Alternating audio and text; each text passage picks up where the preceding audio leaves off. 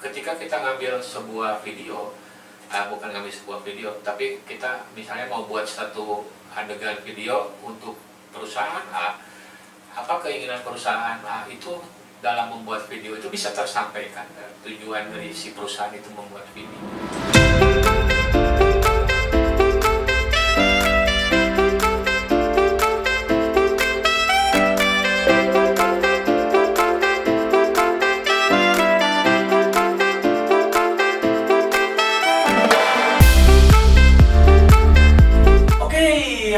Semua bertemu lagi dengan saya Vicky dalam channel Vicky Craft TV. Dan ya, hari ini kembali lagi dengan konten saya Monday Chat yang sudah lama ditinggalkan ya, karena belakangan belum ada topik yang cukup ramai dan saya masih melihat traffic gitu ya.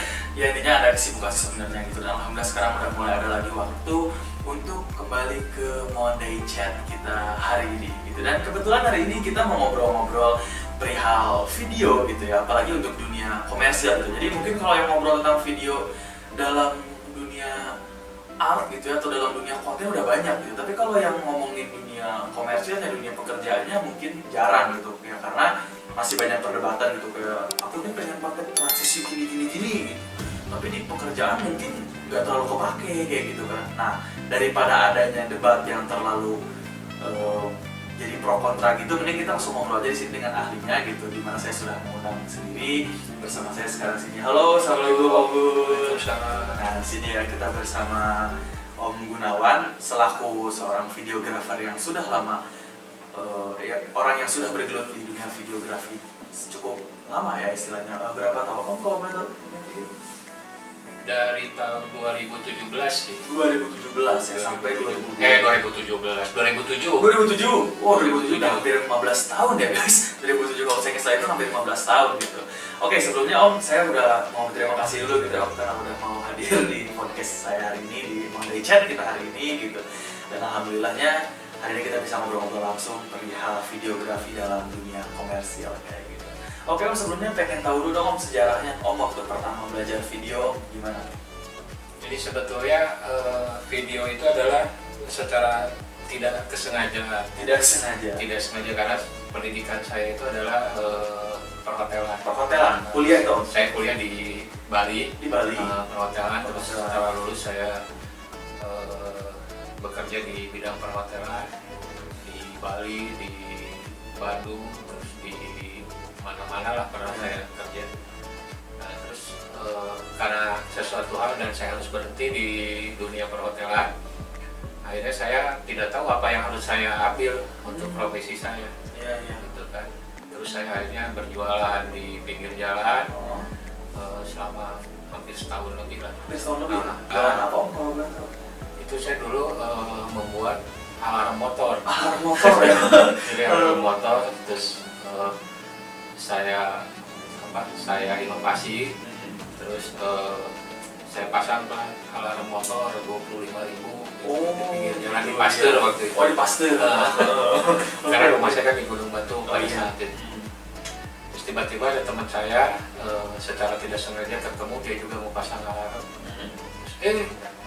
Atau kebenaran nih saya lagi syuting, ada masalah di listrikannya. Hari itu juga. Di genset. Terus ya udahlah, saya bantuin, saya tutup, saya beres-beres, saya ke lokasi, terus saya coba betulin dan ternyata bisa jalan lagi si syuting itu. Oh, oke. Gitu. Nah, itu dikasih uang honor pas ngebenerin genset itu? Ya dikasih uang. Dikasih uang. Nah dari situlah mulai ada penawaran di pekerjaan di bidang itu. Terus ternyata saya suka gitu kan, karena santai, banyak humor. Terus memang kalau saya pikir itu adalah suatu pekerjaan yang sangat saya suka, maksud tiba-tiba saya suka gitu pekerjaan itu.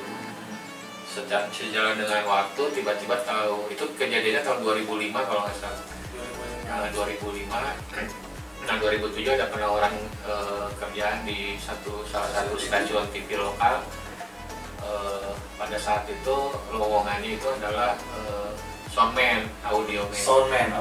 Dan kebetulan kan saya suka. Soundman itu maksudnya megang mic itu atau bukan? Audio, ya itu bagian dari si audio. Kan bagian audio itu kan banyak. Oh iya. Jadi maksudnya itu salah satu bagian dari audio man. Oh Gitu iya. kan. Nah pekerjaannya banyak gitu kan. Nah dari situ mulailah saya belajar ngeliat orang, terus kadang-kadang udah masuk belum ke kamera gitu kan. Terus sejalan dengan waktu, karena saya lihat terus saya orang yang nggak pernah diam, akhirnya saya nyoba nyuri-nyuri. Nah, karena saya tuh nggak pernah minta diajarin orang gitu. Terus pada saat itu kan di YouTube belum banyak lah. Belum banyak lah, 2007 sih masih video-video yang aneh-aneh lah di YouTube. Kualitasnya juga 360 kalau nggak salah waktu paling gede itu 360. Jadi ya saya nyuri-nyuri aja, gini, terus kadang liatin, saya cerna, terus nggak ada orang saya nyobain. Gitu ya. Itu tapi ada yang sempat marahin, kamu jangan sering. Sering. Itu mahal ya. Kalau memang saat itu kan video camcorder ya namanya. Camcorder itu mahal harganya. Emang sangat mahal ya pada saat itu. Nah, tapi ya saya tidak mencoba untuk pilah ranah. Saya pengen ahli dulu di bidang audionya broadcast itu seperti apa. Gitu. Dan ternyata ya setelah saya pelajari ternyata ya banyak perbedaan antara audio off air dengan on air istilahnya. Off air tuh yang enggak live berarti. Off air itu kayak audionya terdengar langsung sama si pendengar.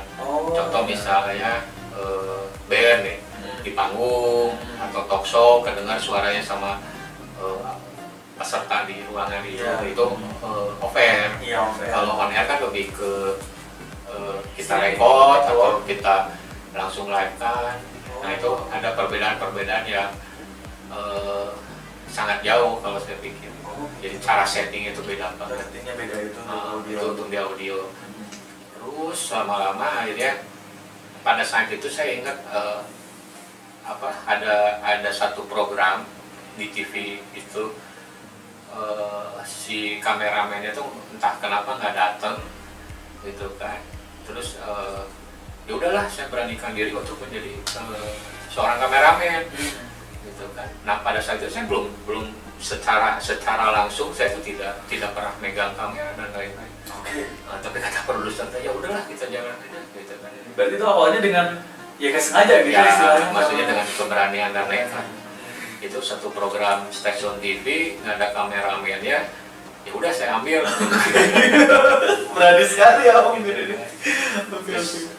Terus kebetulan si program itu pada saat itu pada zamannya itu lagi hit gitu kan. Lagi hit.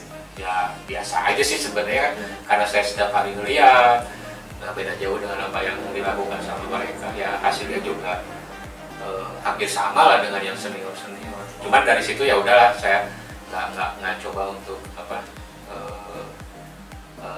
terjun ke video dunia kameranya gitu kan. Saya tetap di audio, fokus di audio. Itu bertahun-tahun loh saya di audio. Jadi nggak yang misalnya tuh karena senang video wajar juga video, nggak gitu ya? Nggak ditamati dulu ya kasarnya mah. Ya sampai saya betul-betul profesional di bidang audio. Nah dari situ mulai sebenarnya kalau pekerjaan di video itu di luar kerjaan saya. Gitu. Saya kadang-kadang ada suruh apa gitu. Saya nyoba untuk ngambil gitu, misalnya ada liputan apa saya ambil gitu. Jadi bukan di ranahnya kerjaan bukan. Gitu. Jadi otodidak ya om? Betul otodidak. Jadi saya tuh tidak tahu teori ngambil gambar gitu. Karena setiap hari saya melihat gitu kan, kalau pindah-pindah lokasi syuting, pindah-pindah program. Tapi untuk mencoba secara langsung megang kamera nggak pernah. Kecuali kalau memang misalnya pada saat itu kekurangan kameramen, baru saya masuk di situ. Gitu. Jadi job desk saya itu sebenarnya yang secara perusahaan itu adalah di audio man. Iya. Gitu. Akhirnya dari situ mungkin karena otodidak tadi ya om, akhirnya makin berkembang gitu skill dalam videografinya atau gimana? Untuk pelatih om itu kan maksudnya saya nggak tahu sebetulnya kan secara saya sendiri aja nggak tahu bahwa saya itu bisa dan tidak pada saat itu kan ya. Bener-bener udah gitu ya? Ya udah aja jalan. Ketika ada yang misalnya ada syuting yang harus menggunakan 5 kamera kurang 1 orang ya saya masuk di situ. Masuknya di situ misalnya posisinya di master atau posisinya di handheld ya mau nggak mau harus bisa. Gitu kan. dan akhirnya ya biasa aja gitu. Sejalan dengan waktu ya, meskipun pada posisi itu saya bukan naik menjadi seorang kameramen, karena secara gaji itu nggak ada bedanya antara kameramen dan soundman. Oh iya. Iya, gitu. Karena itu satu kalau audio visual itu kan ada audio dan ada video, video. Jadi ya harus sama ya. Iya. Jadi nggak ada yang lebih penting mana videonya mana audionya, karena itu harus sejalan, harus betul-betul dua-duanya bagus. Iya. Nah mulailah tahun 2014 mungkin ya, 2015an lah gitu. Akhirnya saya dulu tuh diproduksi namanya. Nah ada departemen produksi yang harus membuat program-program TV gitu kan. Nah itu saya di situ mulailah karena mungkin kondisi pada saat itu banyak program dan akhirnya kekurangan kameramen ya, akhirnya double job lah. Setelah beres audio baru kita pindah ke kamera, ada masalah di audio saya balik dulu gitu ke audio, pindah lagi ke kamera gitu kan, karena kekurangan tenaga kerja pada saat itu. Dari situlah mulai banyak belajar, dan sebenarnya tidak perlu harus belajar lagi karena kan saya sering melihat, oh kalau begini kurangnya ini, kalau begini kurangnya ini, kalau ini lampunya jangan dari sini lah, begitulah semuanya. Berjalan dengan waktu dari di lapangan, sebetulnya belajar saya itu di lapangan.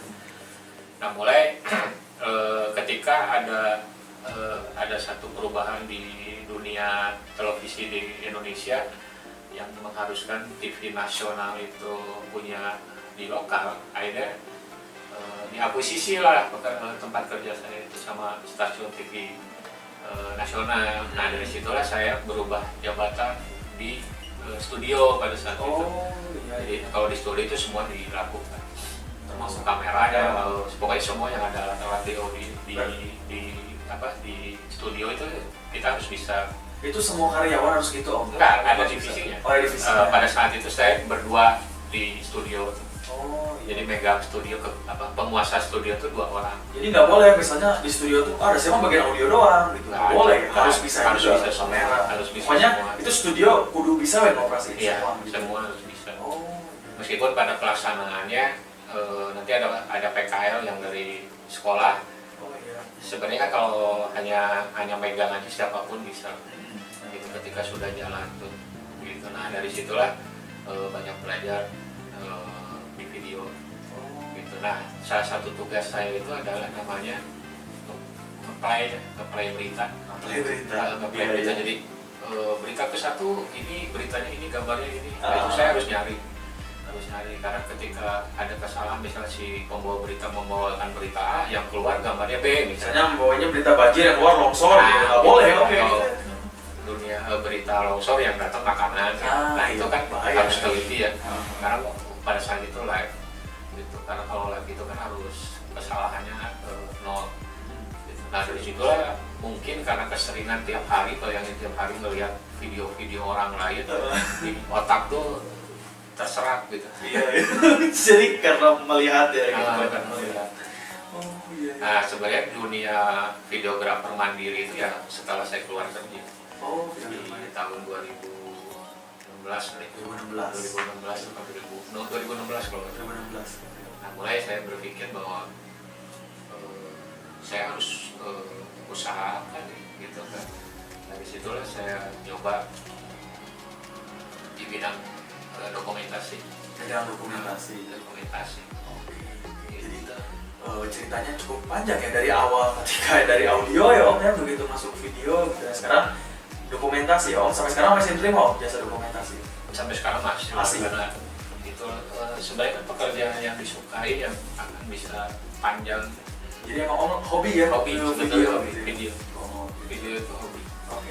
Sekarang mungkin kita bicara ke masalah yang tadi Om yang atau sebutin di awal, antara video personal gitu kan sama video komersil gitu. Karena jujur nih, kadang juga misalnya gini kan, yang apalagi trending sekarang tuh video tuh transisinya gini Om yang wah muter-muter gitu Om. Itu sebenarnya kalau di dunia profesional sama Om kerja itu gimana sih? Kepake nggak sih yang kayak gitu tuh? Nyaman atau gimana?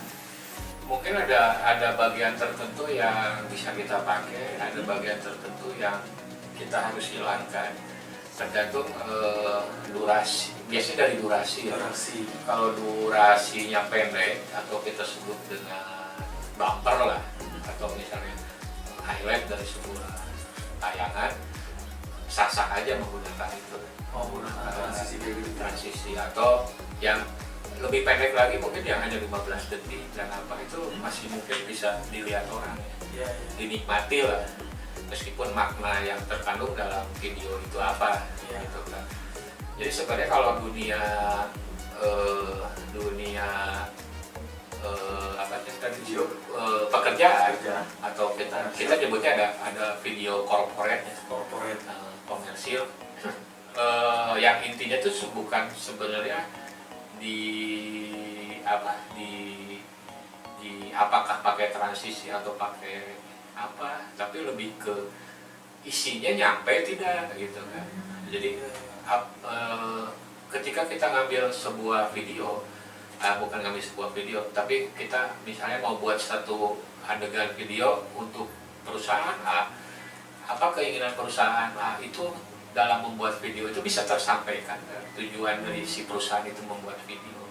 Contoh beginilah, ada satu perusahaan apa ya, misalnya rumah sakit misalnya, saya ingin memberikan video tentang bagaimana caranya menukarkan obat misalnya, gitu kan, menukarkan obat dengan menggunakan kartu BPJS. Itu kan harus kita pikirkan nih, alurnya seperti apa, dari mana dulu, harus seperti apa orang ketika, apa yang harus disiapkan si orang itu ketika mau menukarkan obat dengan BPJS nih. Nah itu kita susun dulu. Nah baru kita rangkai menjadi sebuah visual. Menjadi sebuah visual menurut aturan bahwa menukarkan obat dengan BPJS itu adalah A, B, C, D gitu kan. Nah itu dituangkan dalam bentuk visual. Berarti semacam kayak storyboard, naskah itu perlu ada. Oh iya, itu nomor satu. Itu nomor satu ya. Jadi naskahnya dulu yang harus utama. Di video itu naskahnya dulu yang matang, baru kita buat storyboard, baru storyline-nya atau shortlist-nya, atau kita scene by scene-nya, adegan per adegannya gitu kan. Nah ketika sudah adegan scene by scene-nya, baru kita buat sesuai kan dengan naskah yang di awal, bahwa untuk menyampaikan gini orangnya pas melakukan ini, ngambilnya dari mana untuk memperjelas, apakah gambarnya harus wide atau medium, harus detail atau apa. Nah itu kan harus sesuai dengan naskah, apa yang ingin disampaikan, bukan masalah di transisinya. Kalau transisi kan variasi dari variasi ya. Kalau saya lebih berpikir bahwa transisi itu lebih ke beauty-nya ya, beauty shoot-nya. Kadang ketika kita tidak punya beauty shoot yang berkaitan langsung dengan adegan selanjutnya, ya pakai transisi atasinya. Karena kan sebetulnya kan gini, di dunia video itu ada yang namanya cutaway. Cutaway itu adalah berfungsi untuk mengalihkan dari satu adegan ke adegan lain, atau dari tempat A ke tempat B. Isi cutaway ini berarti establish shot om? Macam-macam. Oh macam-macam. Jadi cutaway itu bisa beauty shoot, bisa establish, gitu. Bisa ya rata-rata dua itu dipakai, beauty shoot atau establish ya. Atau kalau sekarang ada drone ya bisa pakai drone ya, gitu. Yang jelas memindahkan situasi dari A ke B gitu. Ya, tanpa transisi yang kalau kita tidak punya itu, baru bisa kita memanfaatkan transisi yang di zaman sekarang lagi hit misalnya, gitu, kayak subfolder dan lain-lain. Itu kan lebih ke memindahkan situasi sebetulnya fungsinya. Tapi ketika transisi itu dipakai di setiap saat, itu kan orang pusing. Iya. Orang pusing tidak makna yang sebenarnya tergandung dalam video itu tidak tersampaikan. Itu kalau dunia profesional itu lebih ke apa sih sebenarnya yang diinginkan sama si klien. Yeah. Kita cerna. Jadi nggak ada yang namanya idealis kalau di dunia. Nggak boleh idealis. Karena kan ya kalau saya tahu misalnya saya mau bikin apa nih gitu, mikirin dulu gimana gitu, sakumaha saya, itu bisa ya? Nggak bisa ya? Jadi kita harus ada yang namanya praproduksi kan. Praproduksinya kita ngobrol dulu dengan si klien maunya seperti apa. Kalau memang dia misalnya punya rekomendasi dari tayangan dia atau misalnya dari kompetitornya dia, itu kita bisa lah lihat, kita bahas, kita kita modifikasi, kita perbaiki gitu kan. Itu Om boleh kasih tips dong cara ngilangin idealis itu gimana ya Om, maksudnya ya untuk ya sekelasan sebenarnya kalau di kan gini, kalau di dunia seni dunia seni itu kalau memang dia mau idealis ya idealis, tapi dengan resiko 1000 banding 1 lah orang yang beridealis yang bisa menjadi profesor, maksudnya berprofesional bisa menghasilkan uang dari karyanya. Jadi jangan nanggung ya Om, saya mau idealis ya idealis semua, tapi dengan resiko bahwa kemungkinan untuk menjadi menghasilkan dari karyanya itu 1000 banding 1. Karena tidak umum kan? Iya, tidak umum. Banyak orang yang idealis yang sukses kan banyak. Ya kayak misalnya, Vicky mau bikin film nih gitu, tapi emang ide Vicky sendiri aja gitu. Istilahnya berarti kan, ya udah, terimain kalau misalnya ada orang nggak laku filmnya itu, karena emang itu idealis saya sendiri gitu kan ya istilahnya. Karena kan beda. Kita mau jalan di dunia apa? Kalau saya pribadi ya, saya butuh penghasilan dari dunia saya. Ya mau nggak mau kan harus dihilangkan idealis. Iya. Karena keinginan saya belum tentu sama dengan keinginan si klien. Ketika klien begini, tapi paling juga saya bisa meluruskan dan memberi solusi.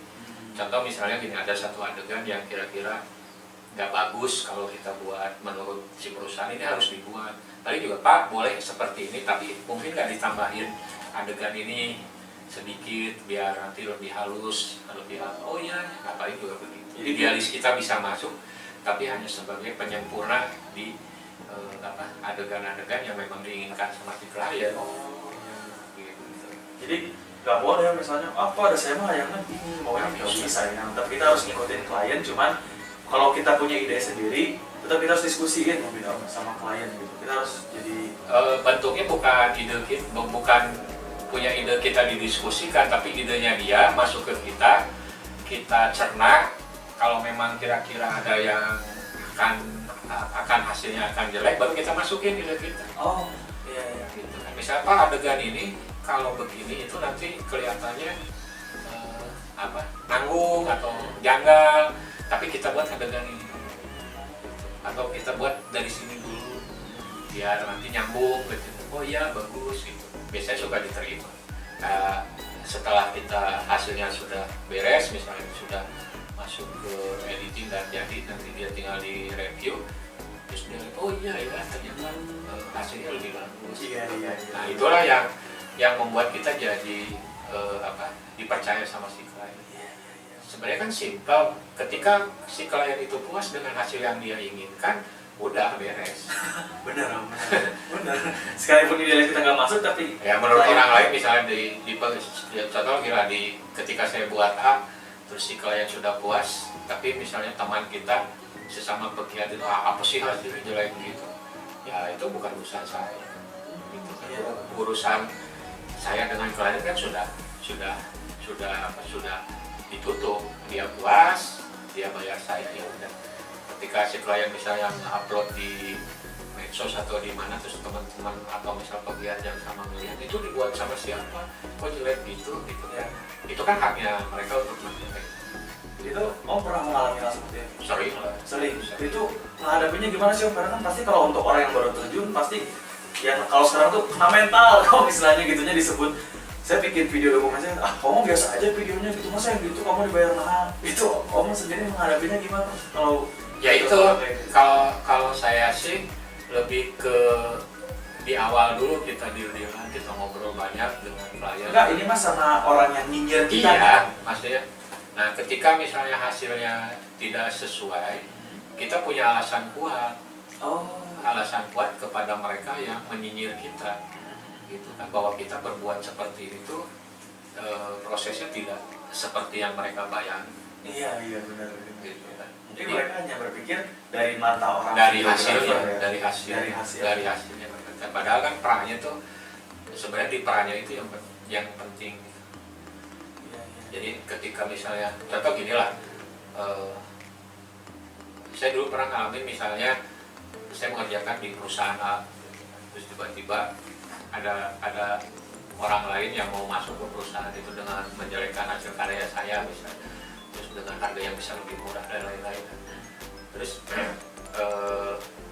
dia mencoba untuk beralih, dan si perusahaan itu beralih ke yang baru itu, dan akhirnya ya si klien saya itu bicara ternyata apa yang ekspektasi dia itu tidak sesuai dengan yang dia omongin. Ada yang kayak gitu Ya paling juga kita resikonya ya jeda dulu dengan perusahaan itu. Ketika dia mulai beralih ke yang lain, ternyata hasilnya tidak sesuai dengan apa yang mereka harapkan, ya pasti balik lagi ke kita. Jadi kita jangan takut ya. Jangan usah takut, Biarin aja. biarin aja. Kasarnya tuh berarti buktikan sama karya kita gitu. Ya jadi dunia visual itu kan bukan dunia ngomong ya. Bukan saya bilang hasil saya lebih bagus dibanding mereka, bukan. Atau misalnya hasil mereka jelek gitu kan. Ya bukan seperti itu.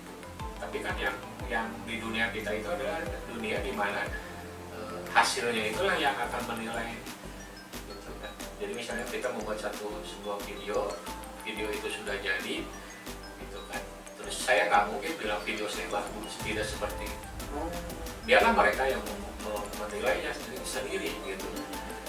Karena video yang bagus itu seperti nasi goreng. Waktu saya di perhotelan dulu, nasi goreng yang enak itu adalah yang ringan. Oh yang ringan. Yang ringan.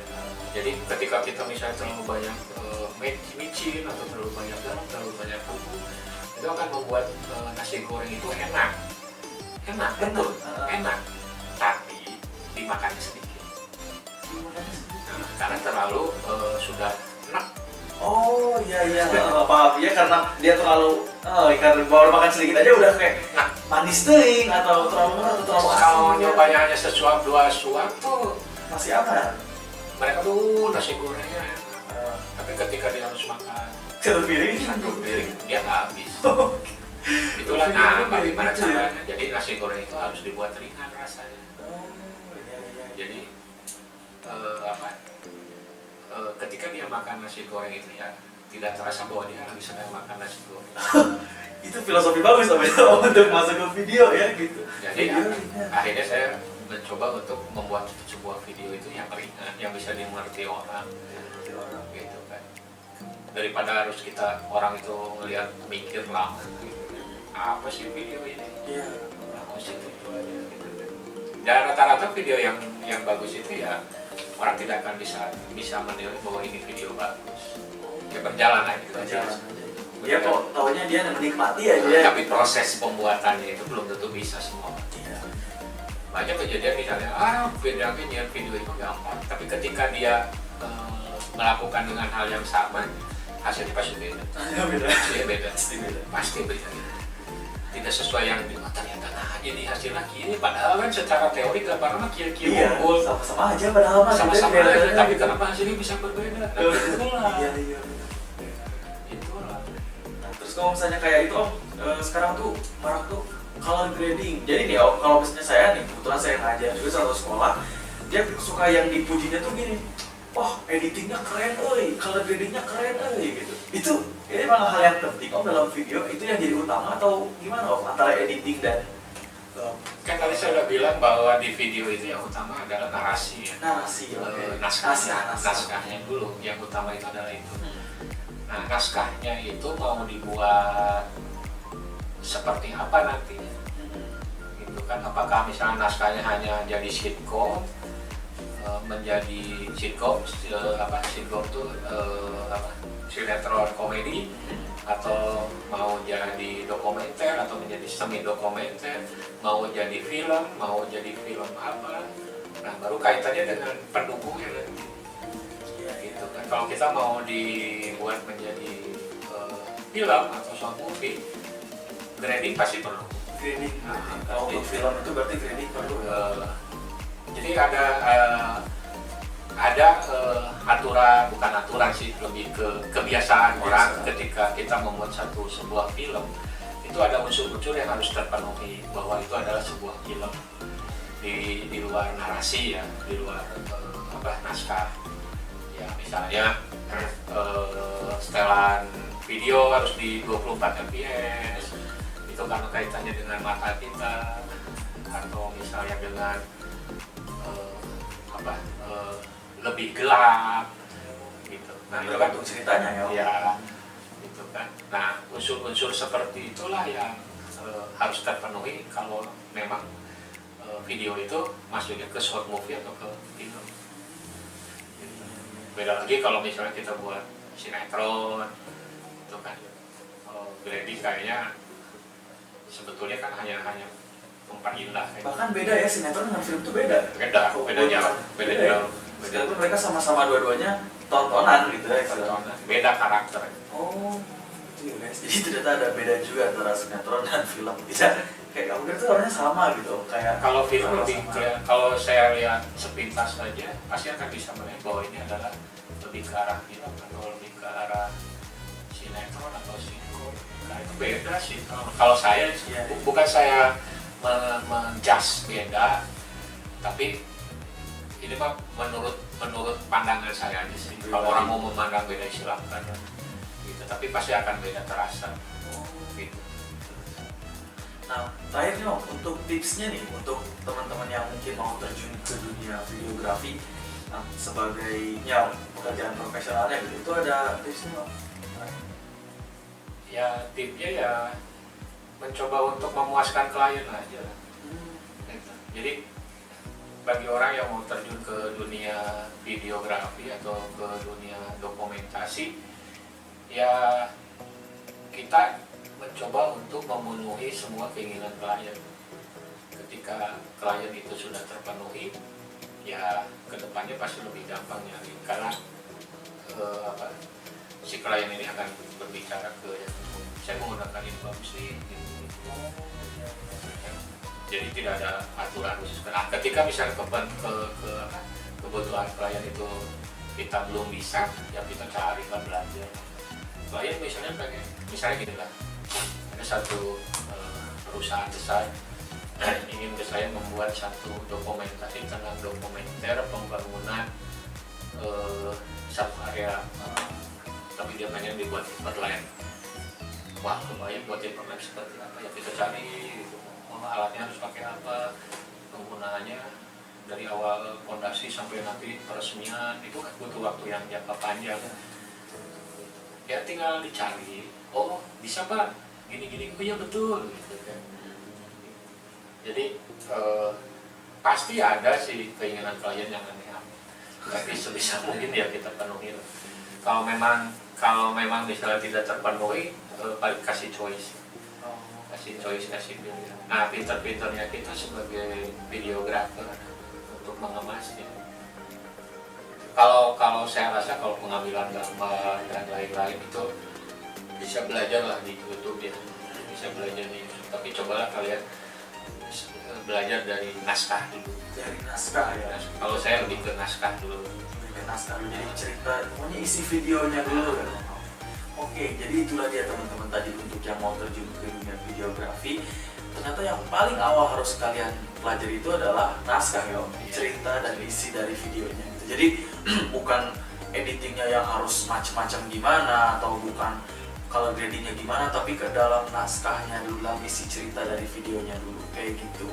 Oke, mungkin cukup segitu dulu aja mode chat kita kali ini, dan masih banyak ilmu yang mungkin ada pada Om Gun dan juga teman-teman yang lain, dan mungkin juga kita bisa bertemu di kesempatan yang lain. Om Gun, terima kasih. Terima kasih banyak udah mau hadir di mode chat kita kali ini. Sekali lagi untuk teman-teman juga terima kasih karena sudah menonton. Jangan lupa like, share, and subscribe untuk terus mendukung channel ini menjadi channel yang lebih besar dan lebih maju. Terima kasih sudah menonton. Saya Vicky sebagai host dari mode chat kita kali ini. Terima kasih dan sampai jumpa.